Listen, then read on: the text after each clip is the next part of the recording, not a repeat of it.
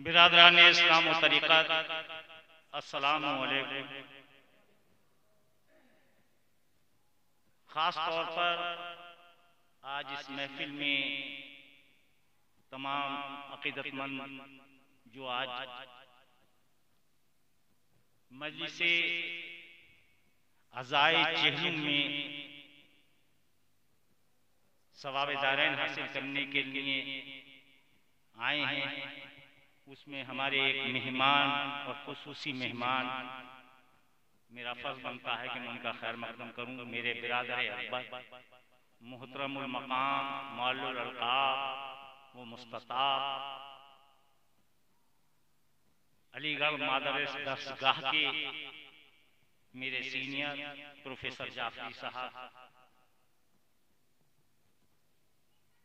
मेरी मोहब्बत में नहीं बल्कि मुझ पर नवाजिश करने के लिए और मोहब्बत पंजतन और मोहब्बत हुसैन में यहाँ हाजिर हैं।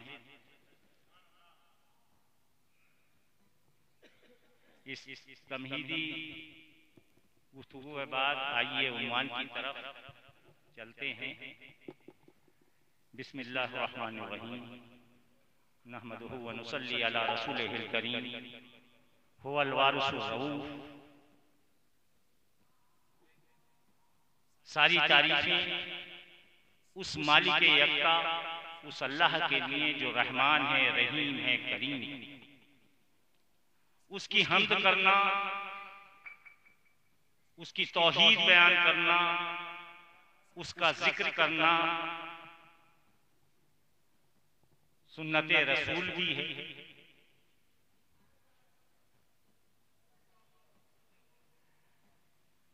वाजिब रसूल भी है, फर्ज रसूल भी है।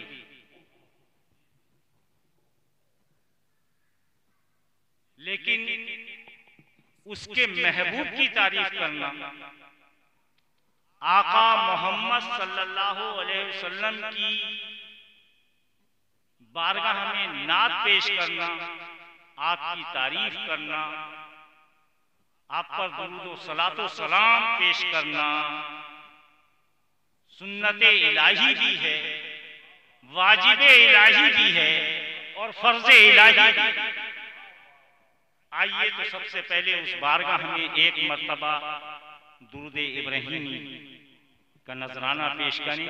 बिस्मिल्लाहिर्रहमानिर्रहीम, अल्लाहुम्मा सल्लि अला मुहम्मद व अला आलि मुहम्मद कमा सल्लैता अला इब्राहीम व अला आलि इब्राहीम इन्नका हमीदुम मजीद।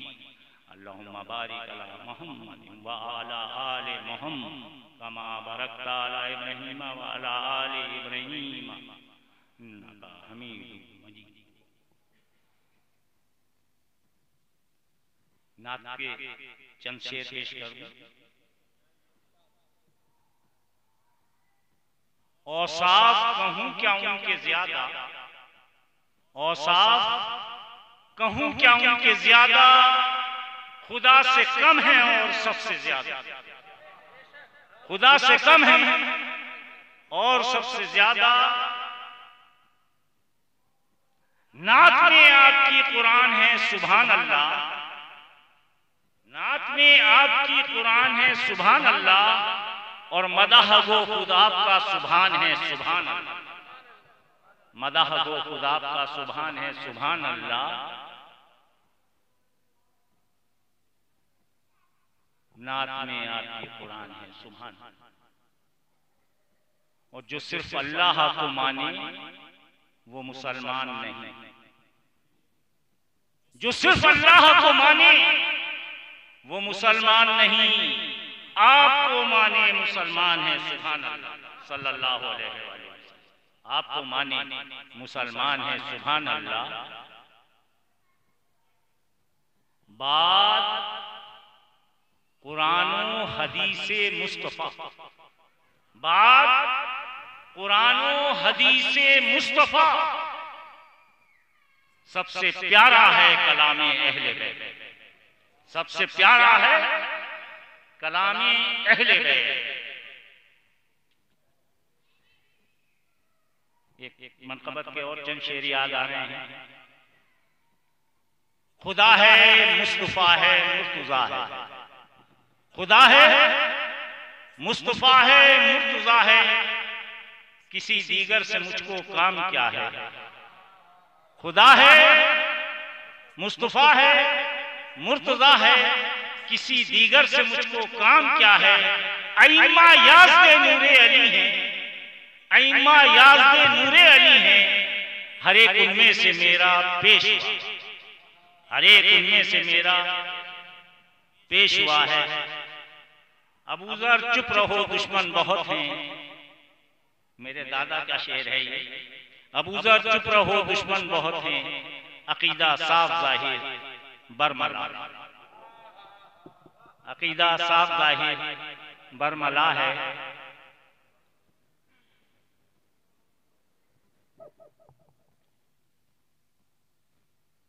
आइए इस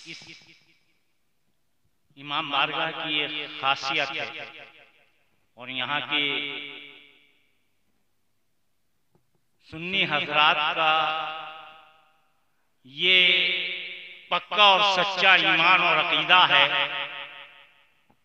यहाँ बहुत अच्छे अच्छे मुकर्रिर खतीब हर बार खिताब करने आते हैं और वाकई पंजतन की मोहब्बत इस बस्ती में अल्मों का जुलूस, ताज़ियेदारी, अज़ादारी आपकी महफिल की शान तो दोबाला करती है, लेकिन जमानत देती है यहाँ के हर बच्चे और बूढ़े की बख्शिश। ये जमानत। आइए इसी जमानत को और मुस्तहकम करने के लिए चंद वो बातें मैं आपके सामने रखना चाहता हूं।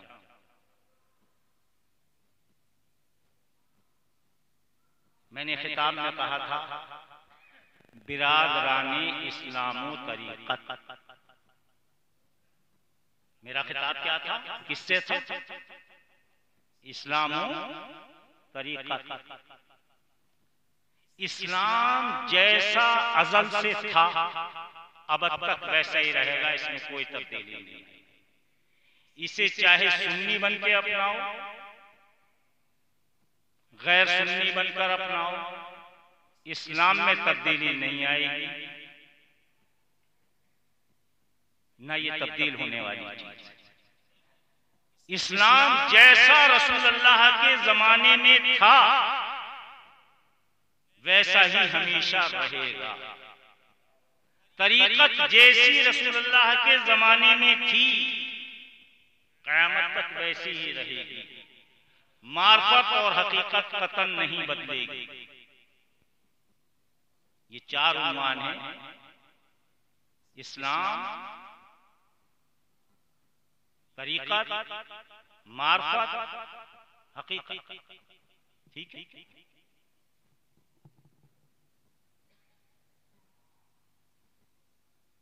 किसी भी एतबार से आप देख लें कि एक जमाने में इस्लाम भी था और तरीक़त वाले भी।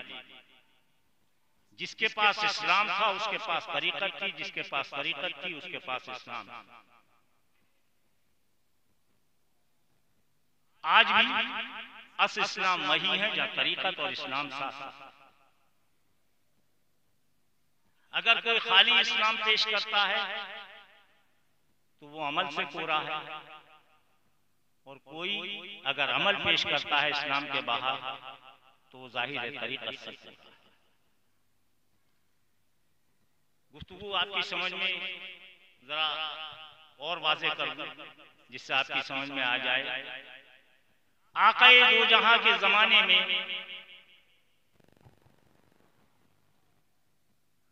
सब आका के चाहने वाले थे। सब कौन चाहने वाले थे? वो जिन्होंने करीने से, अभी जो शेर में वो लफ्ज़ करीना आपने सुना ना, बड़ा अच्छा तस्नीम वारसी बता रहे थे, जिन्होंने करीने से ज़ियारत की, तरीके से ज़ियारत की, बात समझ में आई? और जिन्होंने गैर करीने और गैर तरीके से ज़ियारत की वो बज़ाहिर थे, बबातिन नहीं थे। बात समझ में आ रही है? तो रसूल अल्लाह सल्लल्लाहु अलैहि वसल्लम के जमाने में या तो आपके चाहने वाले थे या मुनाफिक थे, कि बज़ाहिर आपको चाहते थे, उनका जिक्र कुरान में साफ, उनका जिक्र रसूल अल्लाह ने भी साफ बता दिया।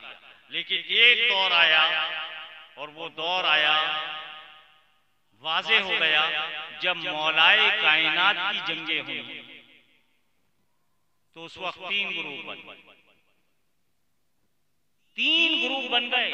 एक वो ग्रुप बन गया जो मौला के साथ था, एक वो ग्रुप बन गया जो अमीर शाम के साथ था, एक वो ग्रुप बन गया जो घर बैठा हुआ था किसी के साथ।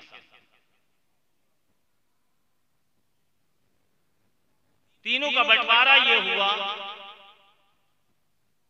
कि मौला के साथ जो ग्रुप था वो भी कई जगह पे तकसीम हो गया। कुछ हकीकी चाहने वाले थे, कुछ नाम के चाहने वाले थे, जैसे रसूलुल्लाह के जमाने में थे। अली के साथ भी वही होना था, मौला के साथ भी वही होना था। कुछ ने साथ दिया, कुछ बीच से साथ छोड़कर चले गए। एक वो गिरोह था जिससे कोई मतलब न कल था न आज। एक वो गिरोह हमेशा से फाल है, जिसे अंडे मुर्गे पराठे खाने की आदत है, वो हमेशा वहीं जुड़ा रहा, वो नहीं तब्दील होगा, वो वहीं जुड़ा रहेगा। पहचान क्या? उसकी पहचान क्या है? पहचान यही है, मैं अब आपको मिसाल देता हूं। एक फिरका नियाज नज़र औलिया अल्लाह के दरबार में जाना, नियाज नज़र करना, फूल अगरबत्तियां पेश करना, चादरें चढ़ाना,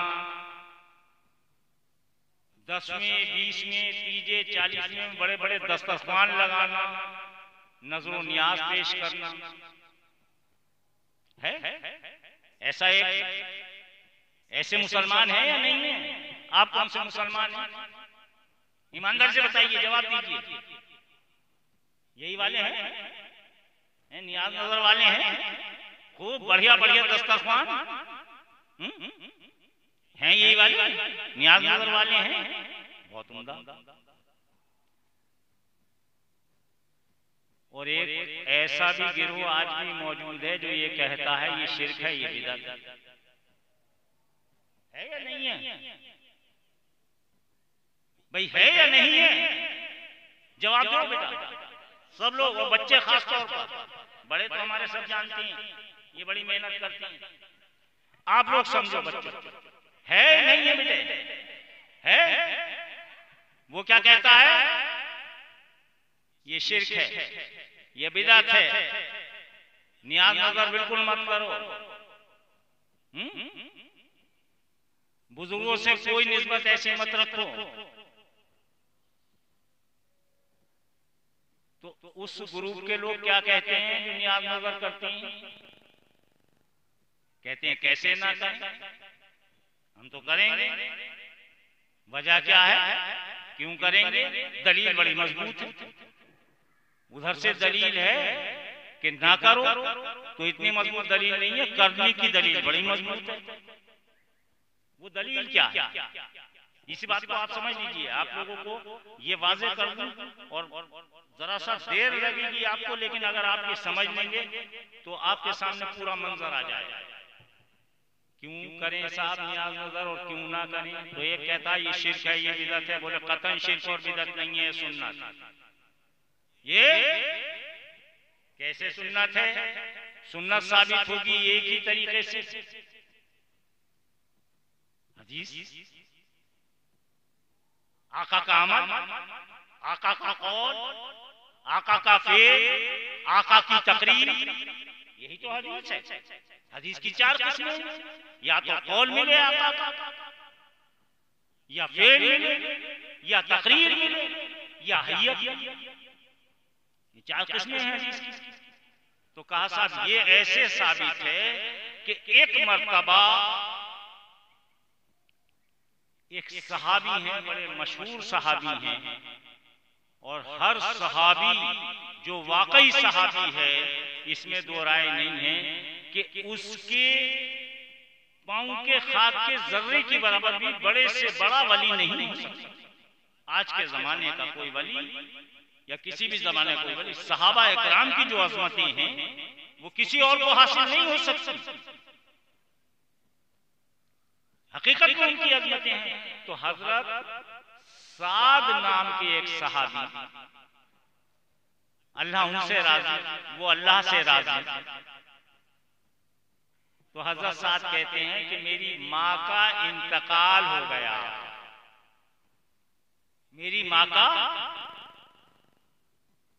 अब ये बताइए कि मेरी माँ एक मुसलमान थी, कलमा गो थी, उनका इंतकाल हो गया। मैं उनके ईसाले सवाब के लिए उनके दर्जात बुलंद हूं, उनकी मग़फ़िरत अल्लाह ताला कर दे, मैं क्या करूं?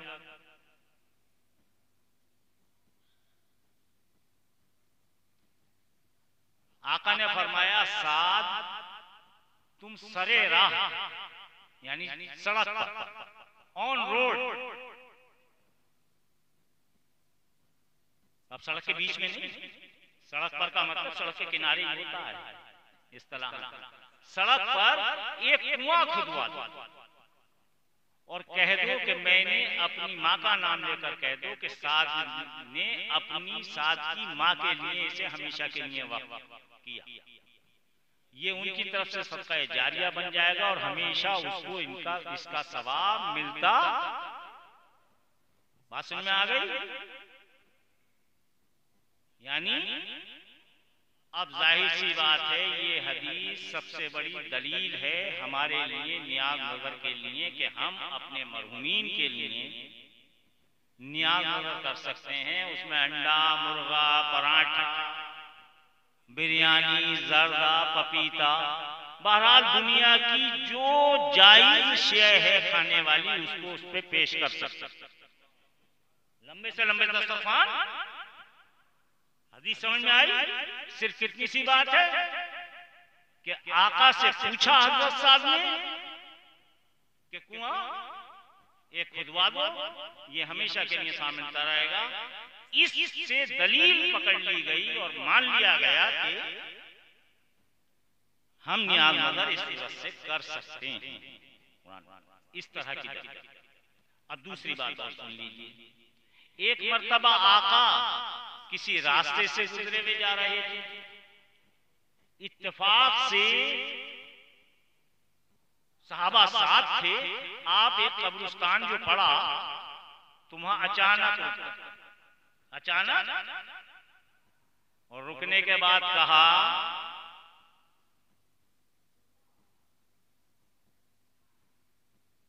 कि एक खजूर की ये जो टहनी है ये उठाकर लाओ।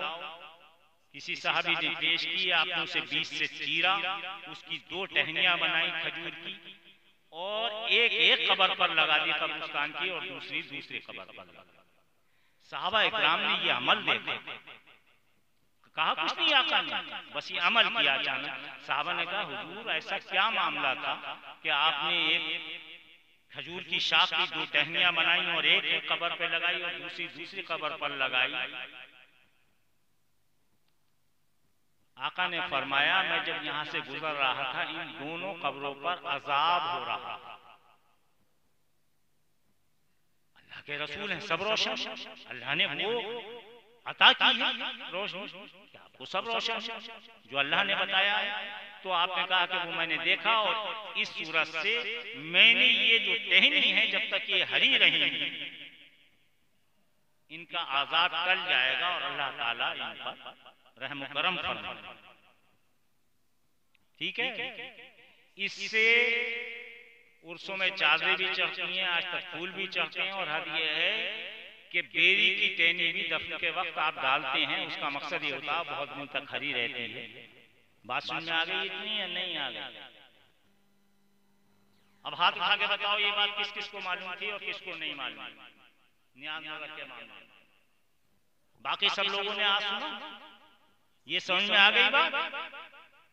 ये समझ में आ गई नहीं? 2-3 लोगों के अलावा इस बात को कोई और बच्चों, तुम्हें खास तौर पर मैंने क्या बात समझाई, अब पता चल गया कि इतनी बड़ा दस्तरखान किस हदीस की बेस पे छपते हैं, करते हैं हम लोग। समझ में आ गया? नियाज नजर औलिया अल्लाह के मजार पे उर्स ढोल धमाके किस लिए हो रहे हैं, ये मैंने मोटी मोटी 2 हदीसें बताई, वाकया आपके सामने है। अब यही लोग जो नियाज नजर के लिए ऐसी 2 हदीसें पेश करते हैं, हसन मियां एक ही मुतालबा करते हैं। और कई साल पहले भी मैंने ये एक गुफ्तगू में, एक तकरीर में कहा था, आज तक सन्नाटा है, आज फिर इसका आदा कर दूं। गौर कीजिए, मैंने बताया रसूल अल्लाह का कौल अगर मिल जाए, फेल मिल जाए, तकरीर मिल जाए या हैया, ठीक है, कैसे उठते थे, कैसे बैठते थे, कैसे लेटते थे, अगर कोई साहिब बयान कर दे तो वही सुन्नत हमें समझ में आ गई बात। अब जरा गौर कीजिए, अब मैं आपके सामने वो पेश कर रहा हूं जिसे कहते हैं हदीसे कुदसी। क्या? देखिए, मैं जरा सारा एक हैसियत से जरा अपने आप को थोड़ा हिचक महसूस कर रहा हूँ, क्योंकि मेरे एक वाकई एक बड़े भाई यहाँ मौजूद हैं और उनका मुताला और उनका बहुत ज्यादा है। नहीं मोहतरम, बताइए, ये सच्चाई है कि आप गौर कीजिए, और ये गौर करने का मकाम है। और आज आपकी समझ बात आ जाएगी कि ये हदीस जो मैंने बयान की, इनकी इक़साम है। एक होती है हदीसे कुदसी, और हदीसे कुदसी मुतावातिर जो एक जमाने से बराबर तवातुर के साथ बयान हो रही है। और हदीसे कुदसी किसे कहते हैं? हदीसे कुदसी का दर्जा ये है, मैं मोटे तौर पर आपको समझाना चाहता हूं कि आप ये समझिए कि पहले तो हदीस और कुरान का फर्क समझिए। आज ये भी जरा सा बयान कर दूं, क्योंकि बच्चों आपकी समझ में ये बात जरूर आनी चाहिए, कुरान किसे कहते हैं और हदीस किसे कहते हैं, इसकी बहुत सी आपको डेफिनेशंस मिलेंगी, लेकिन मैं बड़ा आसानी से आपको समझाने के लिए कह रहा हूं। और मोहतरम, आप भी जरा सा गौर कीजिएगा, हदीस किसे कहते हैं और कुरान किसे कहते हैं। देखिए, कुरान तो वो है, कुरान उसे कहते हैं कि जो अल्लाह का कलाम बजरिए जिब्रील अलैहिस्सलाम, बजरिए वही जिसमें जिब्रील अलैहिस्सलाम लेकर आए और वो रसूल अल्लाह तक पहुंचे और रसूल अल्लाह उसे बयान करें, इसे क्या कहते हैं? कुरान। कुरान क्या है? यानी दूसरे लफ्जों में आप समझ लीजिए, कुरान वो है कि अल्लाह और रसूल अल्लाह के दरमियान में जिब्रील अलैहिस्सलाम है, इसे कुरान कहते हैं। क्या है? जिसमें जिब्रील अलैहिस्सलाम दरमियान में हो, वो कुरान, ठीक है, अल्लाह का वो कलाम, और जो रसूल अल्लाह बयान कर। यहाँ पे मुझे एक शेर याद आ गया, शेर भी याद कर लें आप और सुन लें, बड़ा काम देगा। जिसे लोग कहते हैं कलाम इलाही, जिसे लोग कहते हैं कलाम इलाही, तुम्हारी जुबानी सुना है मोहम्मद सल्लल्लाहु अलैहि वसल्लम। कलाम तो अल्लाह का है, कलाम तो अल्लाह का है, लेकिन जुबान हमारे आका मोहम्मद सल्लल्लाहु अलैहि वसल्लम। बात समझ में आ गई? तो कुरान किसे कहते हैं? कुरान उसे कहते हैं जो अल्लाह की जानिब से रसूल तक पहुंचे और बीच में जिब्रील अलैहिस्सलाम हो, यह है कुरान। नासमी की कमी नहीं है इस दुनिया में, एक ढूंढो हजार मिलती है। मैंने जरा मिसरे को बदल दिया, गालिब का मिसरा, एक ढूंढो, ये नासमियों की तादाद है। करबला में 72 और करबला के बाद हजारों। बात समझ में आ रही है? तो एक ढूंढो हजार मिलती। एक साहब मुझे मिल गए, संभल का वाकया है, बशक मौलवी, बढ़िया जुब्बा कुब्बा, इत्तेफाक से वो एक किताब की दुकान है, किताब फरोश की। मैं भी अक्सर वहां किताब की शक्ल में चला जाता हूँ, वो भी वहां खड़े हुए थे। तो किताब फरोश ने कहा, अरे बड़े अच्छे मौके पे आए हैं आप, ये बहुत देर से मुझसे कुछ सवालात कर रहे हैं और मैं इन्हें बतेरा समझा रहा हूँ। हसन मियां आपका अंदाज बहुत बढ़िया, आप 2 मिनट में समझा देंगे। मैंने कहा नहीं आप माशाल्लाह कारी हैं, हाफिज हैं, आलिम हैं, आप ही समझा दें। बोले नहीं आपका अंदाज बहुत बढ़िया है, मैं तो इन्हें आध घंटे से मुझे परेशान कर रहे हैं, मैं समझा नहीं पा रहा क्या मामला है। उन्होंने सवाल मेरे सामने रखा। इत्तेफाकन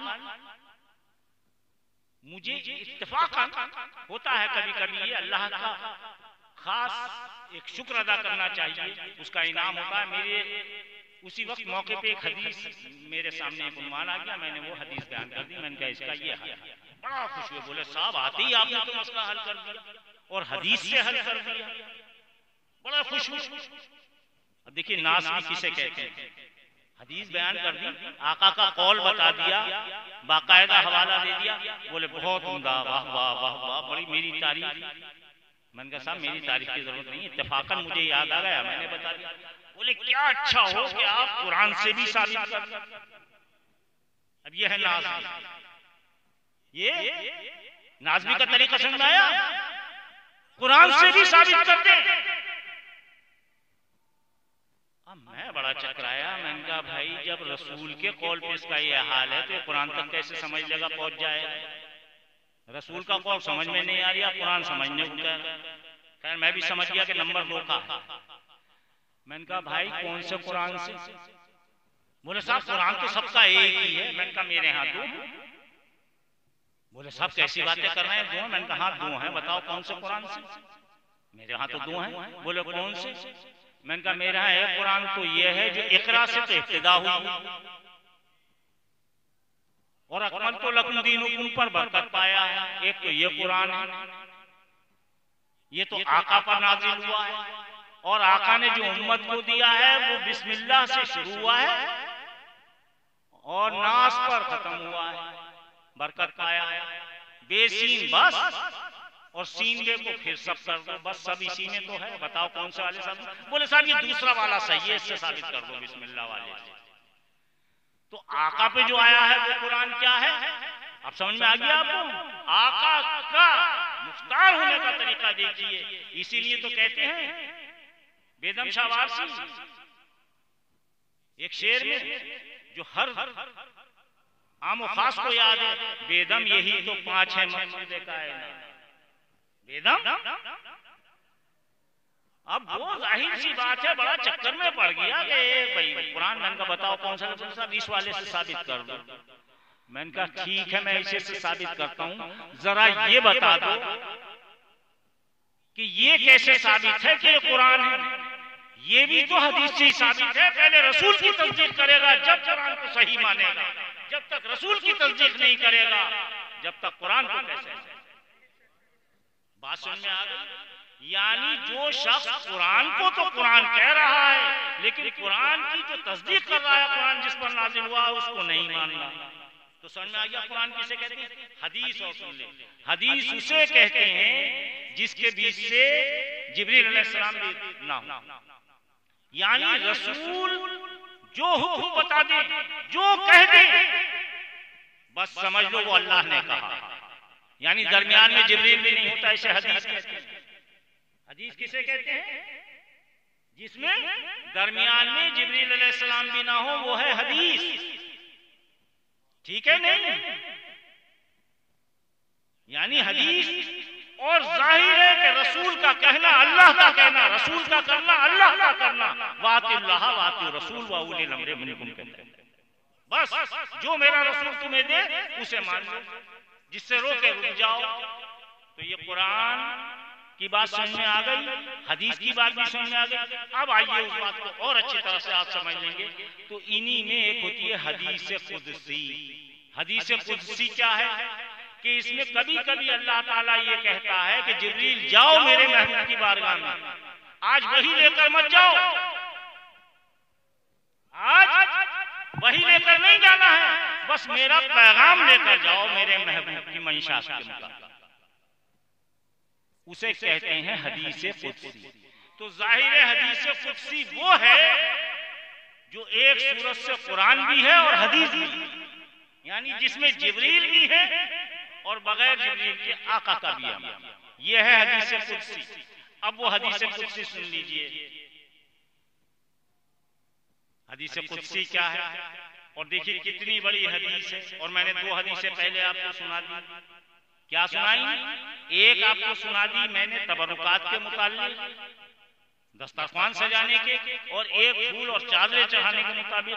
अब ये हदीस और सुन ले हदीस कुदसी कि अल्लाह ताला कह रहा है जिब्रील मेरे महबूब की बारगाह में जाओ, मेरे महबूब की बारगाह में जाओ और जाकर ये पैगाम दो, ये बच्चा जो आपकी गोद में है, ये चंद दिन का जो बच्चा आपकी गोद में है, जिससे आप प्यार फरमा रहे हैं, ये बच्चा एक दिन करबला में शहीद होगा।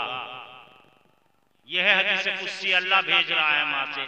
तो जाहिर है जिब्रील अलैहिस्सलाम आए, किसके हुक्म के मुताबिक? जिब्रील अलैहिस्सलाम कौन है? तमाम फरिश्तों के सरदार। तो अल्लाह ने सबसे पहली मजलिस और पहला जिक्र शहादत का जो किया वो लामका पर किया और फरिश्तों को ने सुना। पहली मजलिस कहाँ हुई? जिक्र हुसैन की, शहादत हुसैन की लामका पर हुई। और लामका पर अल्लाह ताला ने कहा जाओ जिब्रील पहुंचो और मेरे महबूब को ये पैगाम दो। महबूब ने ये पैगाम सुना, अभी पूरा सुन भी नहीं पाए थे कि आंखों से दो कतरे या चंद कतरे आंसुओं के गिरे। तो जिक्र हुसैन और शहादत हुसैन में रोना सुन्नत बन गई। अब ये अमल है आका का, और अभी आप इतना ही कर पाए थे तो जाहिर है कि अल्लाह का पैगाम दिया, इसके बाद अपनी तरफ से ताज़ियत पेश की कि आका अगर आप कहें, ये हदीस कुदसी चल रही है, अगर आप कहें तो उस मकाम पर जहां हुसैन अलैहिस्सलाम को शहीद किया जाएगा, उस करबला के मुकाम की वो मट्टी वहां से लाके आपकी बारगाह में पेश करूं, उस मट्टी को मैं आपकी बारगाह में पेश करूं। ये आपने 50 मरतबा सुना होगा हदीस, कोई आप पहली बार नहीं सुन रहे हैं, लेकिन मफहूम देखिए और देखिए कितना ज्यादा इस हदीस को हम बयान तो करते हैं लेकिन अमल नहीं है। अब वो मट्टी पेश करूं, जिब्रील का ये काम था। जिब्रील को कैसे मालूम?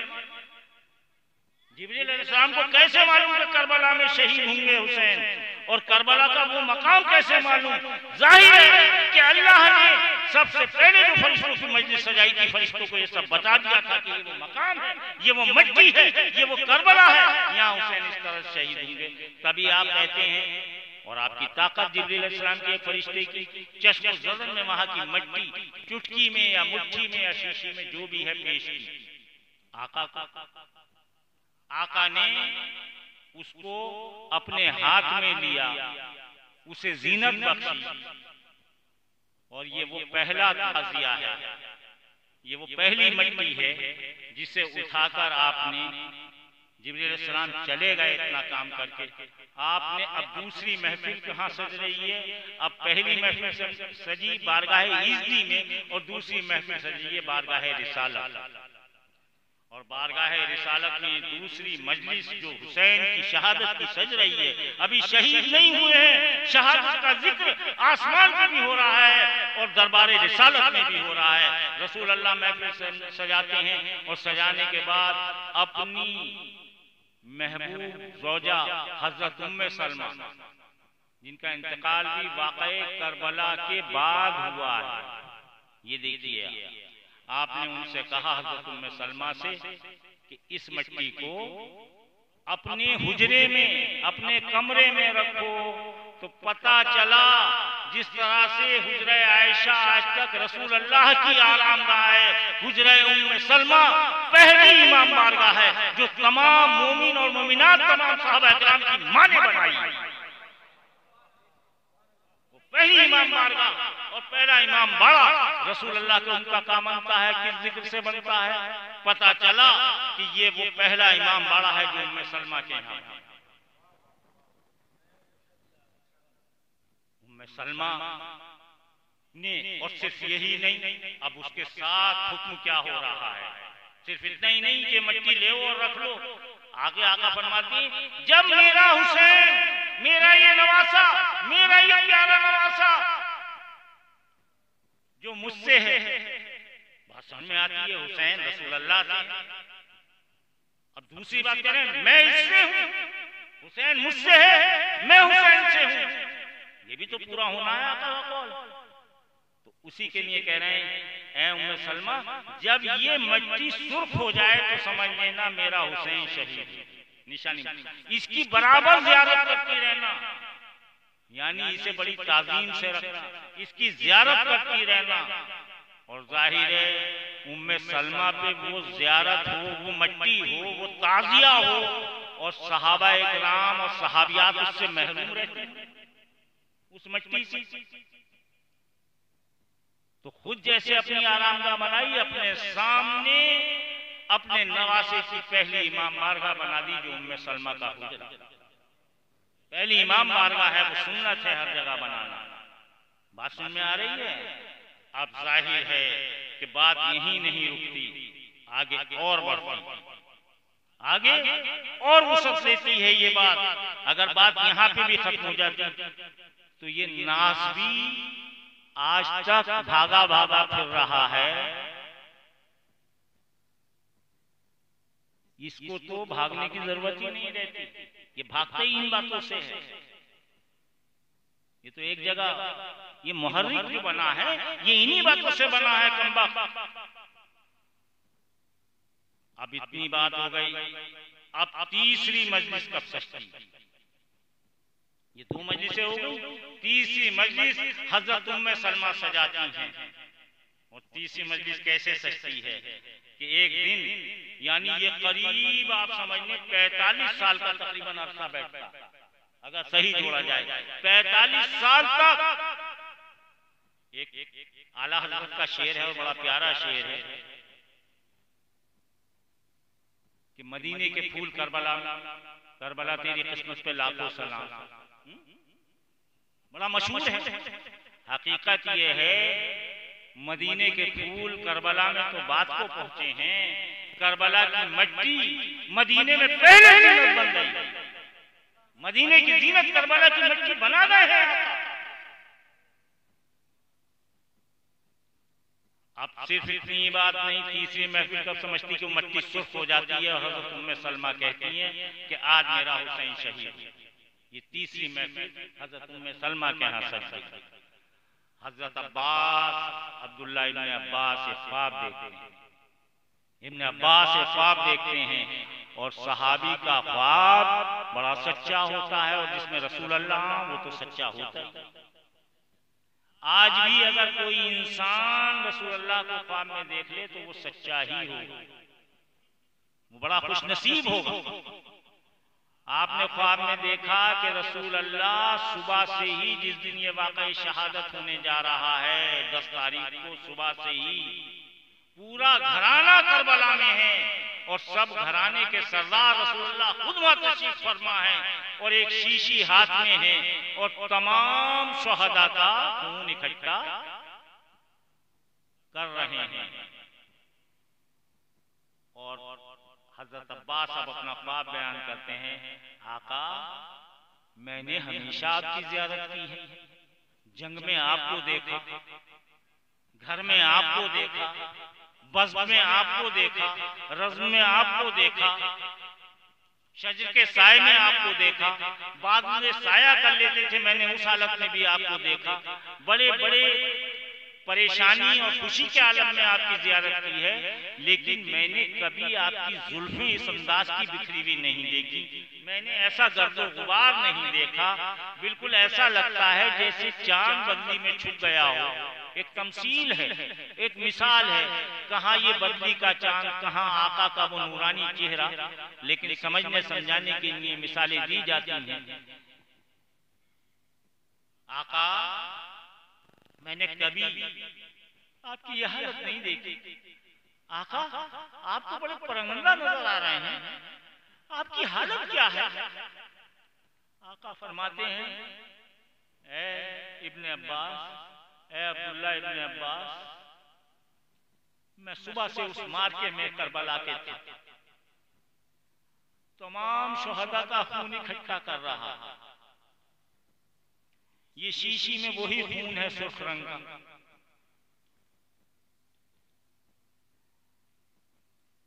अब जाहिर है कि 72 नफूस का खून शीशी में है, वो 72 का ताजिया एक ही शीशी में मौजूद है। जरा गौर कीजिए, लोग आज कहते हैं ताजिए की शक्ल ऐसी होनी चाहिए कि वो रोज़ाए रसूल हो या रोज़ाए हुसैन हो। हम पूछते हैं, ठीक है, बात सही है, ताज़िए की शक्ल ऐसे हो। पहली तो ये वो ताज़िए की शक्ल नहीं रहेगी, वो रोजे की शक्ल हो जाएगी। ताज़िया वही है कि किसी शक्ल में भी बना लो, बस गमे हुसैन उसमें नजर आना चाहिए। अब बताइए, हुसैन के तो रोजे की शक्ल है, अली असगर का ताज़िया कैसा बनाएं, अली अकबर का ताज़िया कैसे बनाएं, हजरत हुर का ताज़िया कैसा बनाएं, हजरत अब्बास का ताज़िया कैसा बनाएं। अरे ये 72 शहीद हैं, हमारे बच्चे जिस ढंग का ताज़िया बनाने वो अली अकबर का है, जवान जिस ढंग का बनाने वो अली अकबर का है, बूढ़े जिस ढंग का बनाने वो हुर का है, और तमाम उम्मत जिस ढंग का बना ले वो हजरत हुसैन अलैहिस्सलाम। तो इसकी कोई एक शक्ल नहीं हो सकती। बात जरा सी दूर चली गई थी तो आपने एक अंदाजा किया, इतनी रोशन हदीस मौजूद है जिसमें अमल भी मौजूद है, जिसमें कौल भी मौजूद है, और ये 17 तरीकों से बयान हुई है। मैंने इससे पहले 3 साल पहले ये बयान किया था, 3-4 साल पहले बयान किया था, आज तक इसका जवाब नहीं आया।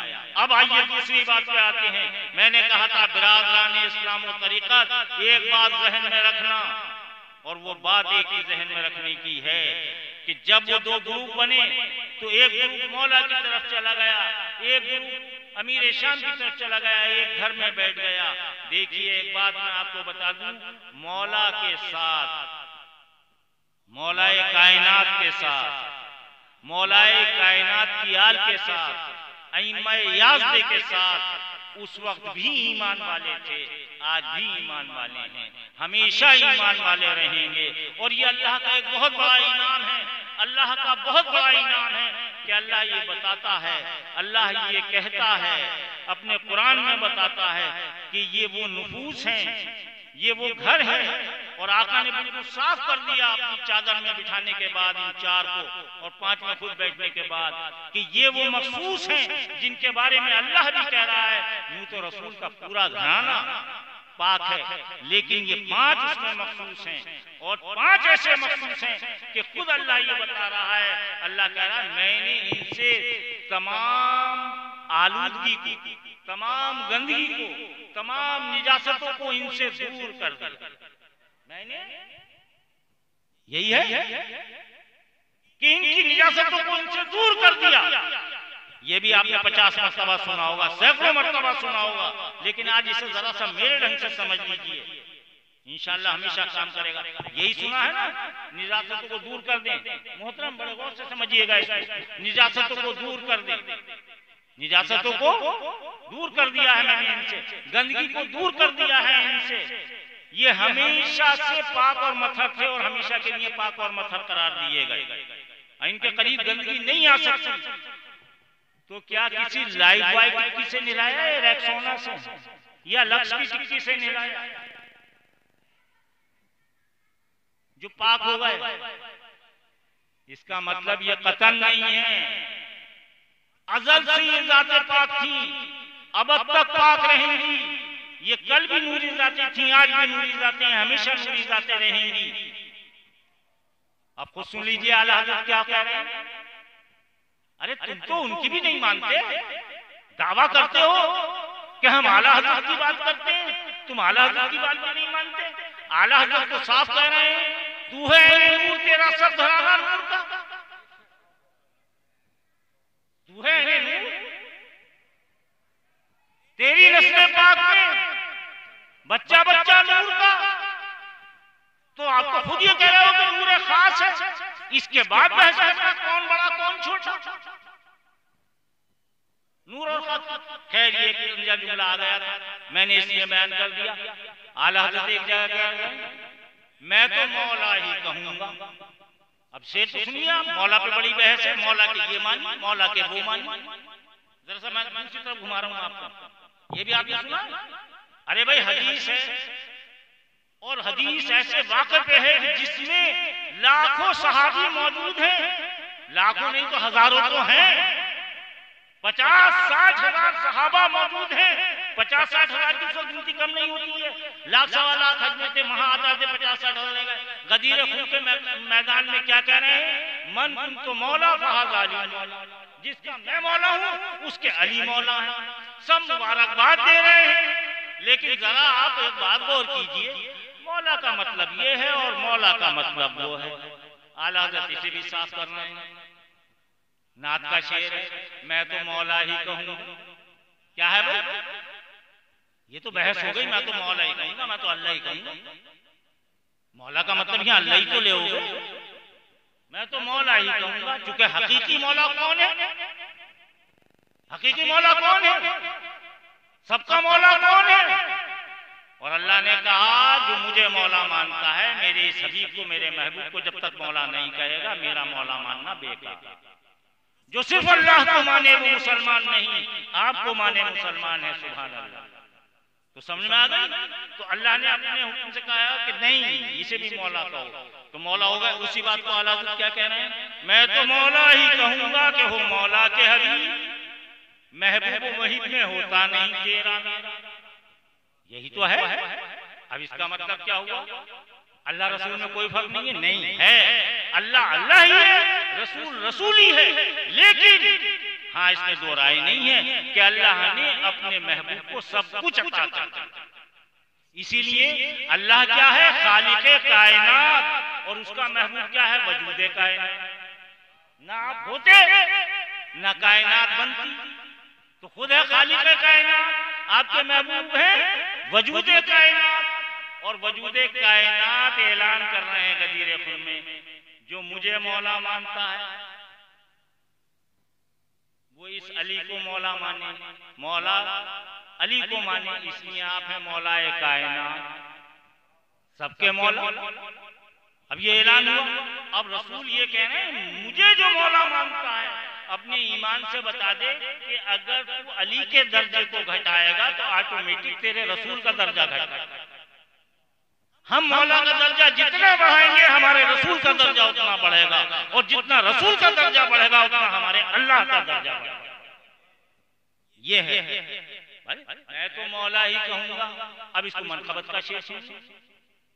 मनकबत का भी यही शेर हो गया। मैं तो मौला ही कहूंगा कि हो मौला के हबीब, महबूब मोहित में होता नहीं तेरा मेरा। अली और रसूल में तेरा मेरा है ही क्या भाई? इसे मनकबत का क्या कहते? फिर खुद ही आला हजरत क्या कहते हैं? अब मैं आला हजरत वालों से ही बात कर रहा हूँ, ऐसे समझे बिरादरान इस्लाम और तरीक़त से मतलब। एक बात और सुन लीजिए आप। ए इश्क तेरे सस्ते, जलने से छूटे सस्ते। ए इश्क तेरे सस्ते, जलने से छूटे सस्ते। ए इश्क तेरे सस्ते, जलने से छूटे सस्ते। वो आग लगाई है जो आग बुझा दी। इश्क तेरे सस्ते। अब इश्क क्या चीज है? इश्क क्या चीज है? ये शेर आया कहां से? तो ये शेर अल्लामा इकबाल का है। अल्लामा इकबाल का एक शेर और सुन लीजिए। बेखतर कूद पड़ा आतिशे नमरूद में इश्क, अक्ल है महक तमाशाए लबे बाम। बात में आ गई। हजरत इब्राहीम अलैहिस्सलाम को जब अल्लाह ताला ने नमरूद ने जब आग में डाला, आग में फेंका, ये लफ्ज मिलते हैं, या आग में डाला हजरत इब्राहीम अलैहिस्सलाम को, तो अल्लाह ताला ने जिब्रील अलैहिस्सलाम को हुक्म दिया कि बहुत जल्दी जाओ और मेरे रसूल को, मेरे नबी को बचा लो उसकी हाजत आग में जाने से पहले। और ये हदीसे कुदसी ही है, जैसे मैंने अभी बयान की कि जिब्रील अलैहिस्सलाम कहते हैं 3 मरतबा मुझे इतनी उजलत में अल्लाह ने हुक्म दिया कि इतनी तेजी से मुझे आना पड़ा। उसमें से एक वाकया ये भी हजरत इब्राहीम अलैहिस्सलाम का ये मिलता है। बहरहाल कुल मिलाकर इससे कोई जहन पे जोर ना दे, जो बात मैं कहना चाह रहा हूँ उसे समझ लें। तो बेखतर कूद पड़ा आतिश नमरूद में इश्क। इब्राहीम अलैहिस्सलाम किसी आलिम से बड़े कह दो कि इस आग में कूद जा, इल्म क्या कहता है बताइए? आग में, आग हाथ में लेंगे, आग में कूदेंगे, आपका इल्म आपकी अक्ल क्या कहेगी? नहीं कूद सकते। और इश्क कैसा होता है? वो सोचने ही नहीं देता आग जलाएगी, बस उसके सामने उसका महबूब होता है। आग जलाएगी नहीं बल्कि आग महबूब से मिला देगी। ये इश्क है। तो बेखतर कूद पड़ा आतिश नमरूद में इश्क। अक्ल तो ये सोचती ही रह गई कि अरे रोकूं या ना रोकूं। उधर से जिब्रील अलैहिस्सलाम आए, कहा कुछ मदद करूं कि तेरी जरूरत ही कब है मुझे जिब्रील, मेरा अल्लाह काफी है जिसके इश्क में मैं कूद रहा हूं। ये है वो इश्क। तो उसी इश्क का क्या बयान कर रहे हैं आला हज़रत? ए इश्क तेरे सस्ते जलने से छूटे सस्ते। कौन? हजरत इब्राहीम अलैहिस्सलाम। जलने से छूटे सस्ते, वो आग लगाई है जो आग बुझा देगी। तो ये इश्क की वो आग होती है जो आग बुझा देगी। ठीक है, बात यही नहीं कि ये शेर नहीं सुनाना था, इस शेर के तमहीद है ये शेर। जो शेर मैं सुनाना चाहता हूँ सुन लीजिए। तैबा न सही अफजल, मक्का ही बड़ा जाहिर। तैबा न सही अफजल, मक्का ही बड़ा जाहिर है। मौलाना तुम कुछ भी कहते रहो, मैं तुम्हारी नहीं मानूंगा। आला हज़रत मौलाना क्या कह रहे हैं? मौलाना मैं तुम्हारी कोई बात नहीं मानूंगा। बात समझ में आ रही है? इश्क तेरे सस्ते जलने से छूटे सस्ते, ये तमीज का शेर है। और आगे कहते हैं तैबा न सही अफजल, मक्का ही बड़ा। मौलाना तुम सही कह रहे हो, मक्का बड़ा है। तैबा को हम बड़ा नहीं कह रहे। तैबा न सही अफजल, मक्का ही बड़ा जाहिर। तुम मक्के को बड़ा कहते रहो, हमारे ऊपर इल्जाम मत लगाओ। हमारी मजबूरी है कह रहे हैं आला हज़रत। क्या कह रहे हैं? तैबा न सही अफजल, मक्का ही बड़ा जाहिर। हम इश्क के बंदे हैं, क्यों बात? हम इश्क के गुलाम हैं। हमसे बात मत करो, आशिक से मत उलझो। ये सब हुसैनी हैं, ये मौला के आशिक हैं, हुसैन के आशिक हैं, इनसे मत उलझो। ये सब हुसैन के बंदे हैं, ये सब अली के बंदे हैं, ये सब पंजतन के बंदे हैं, इनसे क्यों उलझते? तुम्हारे हम नहीं कह रहे कि तुम कितने बड़ों को मानते हो, कितने छोटों को मानते हो, हम भी मानते हैं। लेकिन हम क्या करें, हमारी मजबूरी है, हम इश्क के बंदे हैं। हमें जो हुसैन का इश्क मिला है, अब आइए उस बात पे। अब वो बात भी जरा सारी समझ लीजिए। क्या कहा कि मैंने गंदगी और निजाजत को दूर कर यही तर्जुमा है। इसकी तफसीर भी देख लीजिए, आपको मिलेगा। अब जहन क्या बन के आएगा सामने कि अल्लाह ताला ने इन्हें पाक कर दिया। अरे हमेशा याद रखो, जब कभी कोई बंदा नापाक हो जाता है, होता नहीं नापाक, पेशाब की छींटे आ जाए, कोई और हाजत ऐसी हो, जरूरत के तहत नापाक हो जाता है, तो क्या करना पड़ता है? गुस्ल की शर्त क्या है? पहले तो नियत हो पाकी की, और फिर कैसे पाक होते हो? कलमा पढ़। जब नापाक हो गए तो जबान से कलमा पढ़ के पाक कैसे हो जाओ? है नहीं है मसला। तो पता चला कि इंसान कितना ही नापाक हो जाए, उसका मुंह कभी नापाक नहीं होगा, क्योंकि अल्लाह ताला ने हर बंदे का मुंह तौबा के लिए और कलमे के लिए पाक हर वक्त पाक है। हद यह है उसी वक्त शराब पी ले, जब तक शराब मुंह में रहेगी हराम चीज है, जब तक मुंह नापाक रहेगा, और जैसी हलक से नीचे उतरी मुंह फिर पाक हो जाएगा। इसीलिए काफिर कलमा कैसे पढ़ेगा, कैसे पढ़ाओगे उसे? मुंह उसका पाक होता, जब कलमा पढ़ लेगा पाक होगा। तो पाक होने के लिए क्या जरूरी है? कलमा पढ़ना। कलमा कैसे पढ़ा जाता है? जुबान से। अब ये जरूरी है, इस बात को समझना जो मैं समझाना चाह रहा हूँ, और बहुत जरूरी है।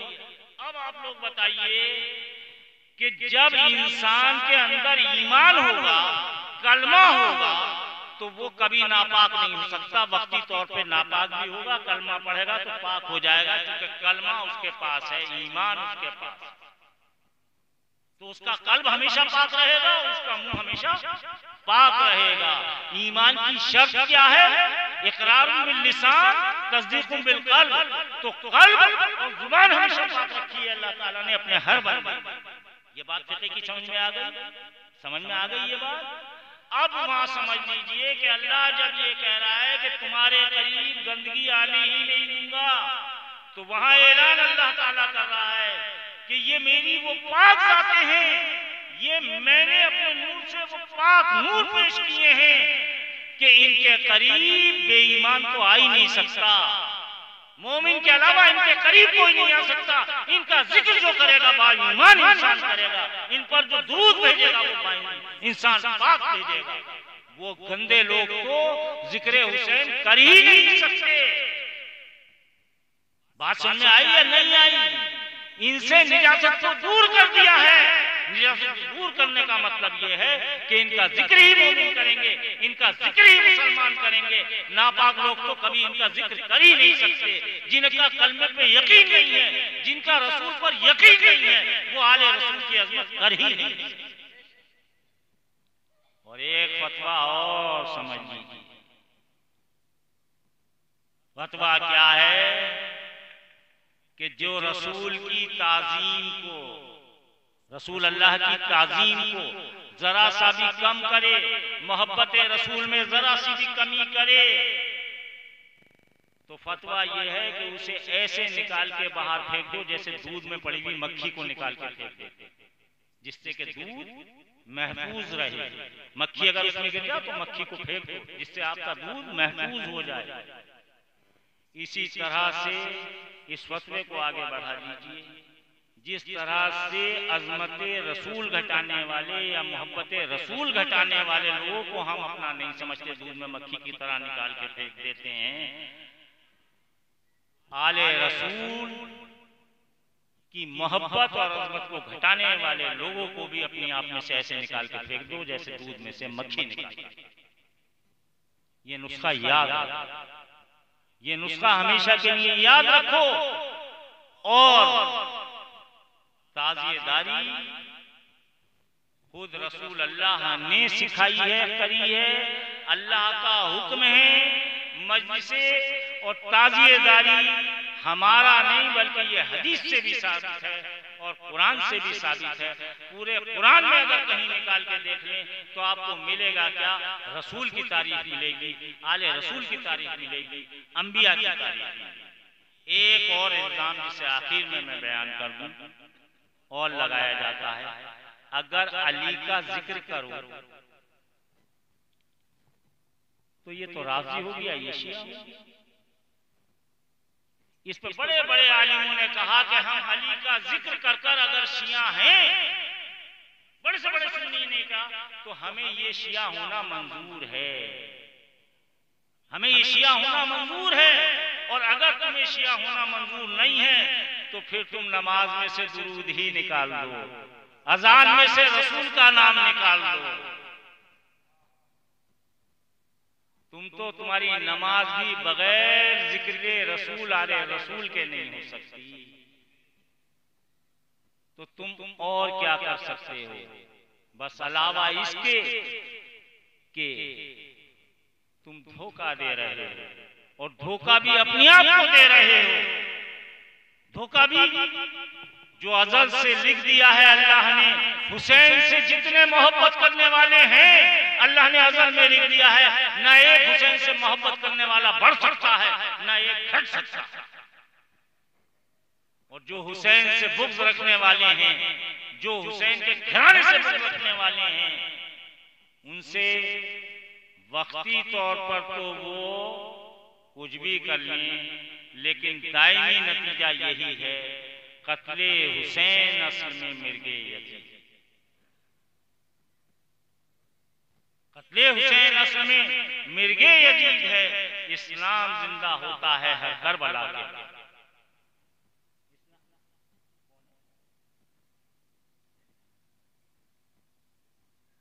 टाइम क्या हो गया? बस ठीक है, मैं इख्तिताम की बरकत की तरफ आता हूँ। इस्लाम जिंदा होता है हर करबला के बाद, इस्लाम जिंदा होता है हर करबला के बाद। और ख्वाजा गरीब नवाज के आपने बहुत से अशार सुने हैं। एक शेर शाह हुसैन बादशाह हुसैन आपने बहुत सुना है, लेकिन आज चूंकि चेहलुम की ये मजलिस अज़ा है हुसैन अलैहिस्सलाम की, और हमारे यहाँ आज से ठीक आज के ही दिन हमारे यहाँ जिक्र इमाम हसन अलैहिस्सलाम होगा, उनका चेहलुम, उनकी मजलिस होगी बिलाल शरीफ में, तो उसमें आप लोग शिरकत करने आइए। खैर बहरहाल चूंकि जिक्र हुसैन की ये मजलिस अज़ा चेहलुम है, इसके उन्वान से मैं एक रुबाई ख्वाजा गरीब नवाज की आपने बहुत सुनी है, शाह हुसैन बादशाह हुसैन, और मेरे ख्याल में बच्चे बच्चे को याद होगी। और इस हिंदुस्तान में हकीकत ये है कि हमारा जो आज हश्र खराब हो रहा है वो सिर्फ इसलिए हो रहा है कि ख्वाजा के हिंदुस्तान में इस मुसलमान को अगर माननी थी तो ख्वाजा की बात नहीं मान रहा है। तो आज आजादारी हमारी जड़ों से जुड़ी हुई चीज है। सूफिया इकराम के यहाँ जिक्र हुसैन, जिक्र अली, जिक्र पंजतन तरीकत की जान है, इसमें दो राय नहीं है। और हम सूफिया के यहाँ तो बिल्कुल सीधी सी बात है, अली इमाम मनस्तो मनम गुलामे, अली इमाम मनस्तो मनम गुलामे अली। हम सूफिया के यहाँ कोई दो बातें नहीं होती हैं, सिर्फ एक बात होती है, और वो बात भी इसलिए नहीं होती बल्कि इसलिए होती है कि बड़े से बड़ा सहाबी भी है, चाहे वो खलीफा अव्वल हो या खलीफा दोयम हो, जिनकी बड़ी शान है।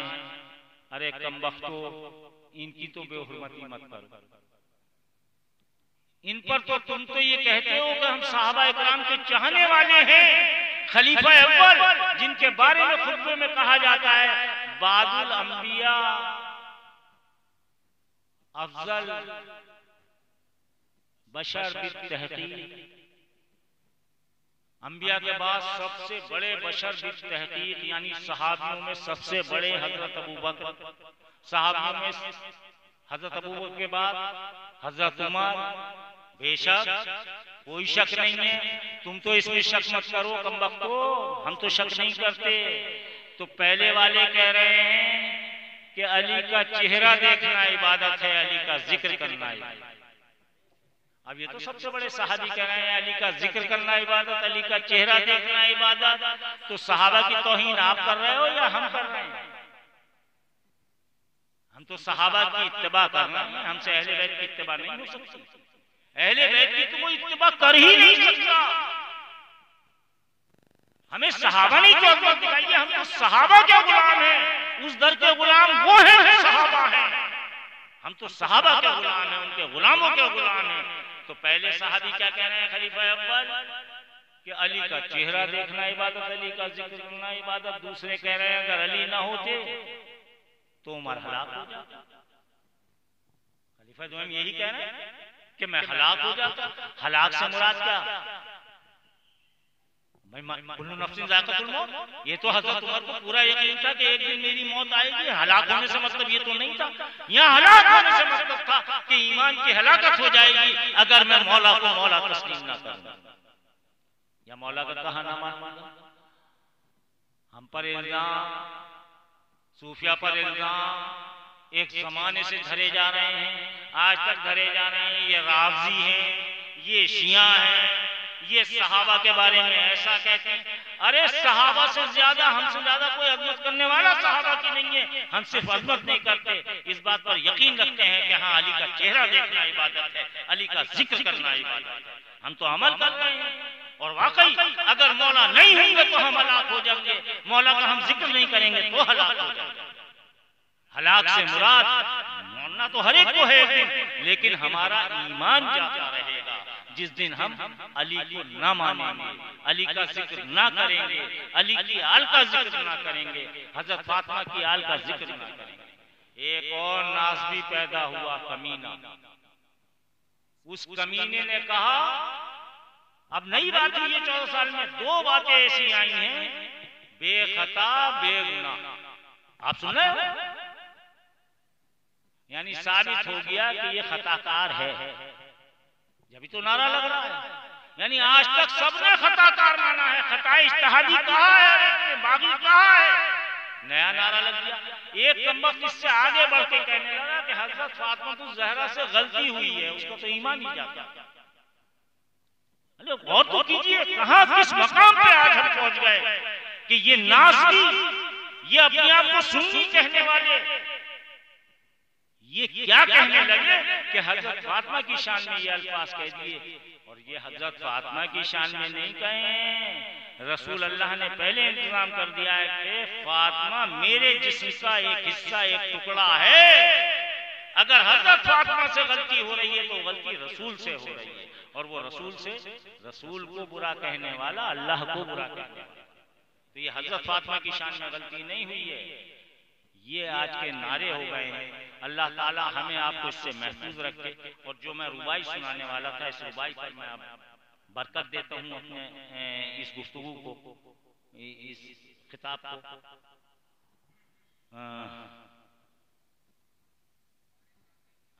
अर्ज कर दी, कारे काके हुसैन इख्तियार कर दी। ये एक रुबाई है ख्वाजा करीम नवाज की। कारे काके हुसैन इख्तियार कर दी, गुलशने मुस्तफा बहारे कर दी, गुलशने मुस्तफा बहारे कर दी। आगे का जो मिसरा है वो ख्वाजा गरीब नवाज की ही शान शान है। मैं हकीर फकीर तो सिर्फ उसे बस पढ़ रहा हूँ, लेकिन किस बुलंदी पर जाकर ये जुमला कहा जा सकता है, ये मिसरा कहा जा सकता है, सोच लीजिए। हेज पैगंबरा न्यायत इनकार, हेज पैगंबरा न्यायत इनकार, वो कार इख्तियारी हुसैन कर। मतलब और समझ लीजिए, उसका तो आपने सुन ही लिया है, इसका मतलब और सुन लें, बात ही सब साफ हो जाएगी। आप फरमाते हैं, ए हुसैन अलैहिस्सलाम, ए नवासा रसूल, ए जानशीन रसूल, ए वसी रसूल, ए चादर के आखिरी नफ्स,